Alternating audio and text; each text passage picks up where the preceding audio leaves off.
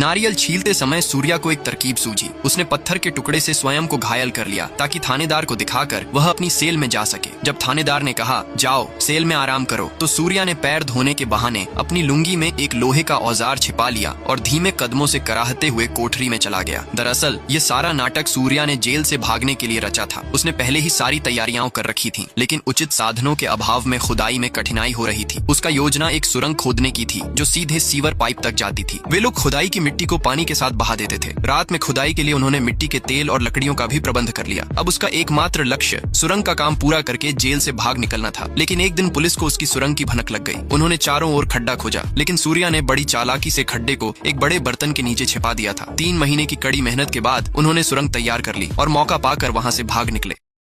नारियल छीलते समय सूर्या को एक तरकीब सूझी। उसने पत्थर के टुकड़े से स्वयं को घायल कर लिया ताकि थानेदार को दिखाकर वह अपनी सेल में जा सके। जब थानेदार ने कहा जाओ सेल में आराम करो, तो सूर्या ने पैर धोने के बहाने अपनी लुंगी में एक लोहे का औजार छिपा लिया और धीमे कदमों से कराहते हुए कोठरी में चला गया। दरअसल ये सारा नाटक सूर्या ने जेल से भागने के लिए रचा था। उसने पहले ही सारी तैयारियां कर रखी थी, लेकिन उचित साधनों के अभाव में खुदाई में कठिनाई हो रही थी। उसका योजना एक सुरंग खोदने की थी जो सीधे सीवर पाइप तक जाती थी। वे लोग खुदाई की मिट्टी को पानी के साथ बहा देते थे। रात में खुदाई के लिए उन्होंने मिट्टी के तेल और लकड़ियों का भी प्रबंध कर लिया। अब उसका एकमात्र लक्ष्य सुरंग का काम पूरा करके जेल से भाग निकलना था। लेकिन एक दिन पुलिस को उसकी सुरंग की भनक लग गई। उन्होंने चारों ओर खड्डा खोजा, लेकिन सूर्या ने बड़ी चालाकी से खड्डे को एक बड़े बर्तन के नीचे छिपा दिया था। 3 महीने की कड़ी मेहनत के बाद उन्होंने सुरंग तैयार कर ली और मौका पाकर वहां से भाग निकले।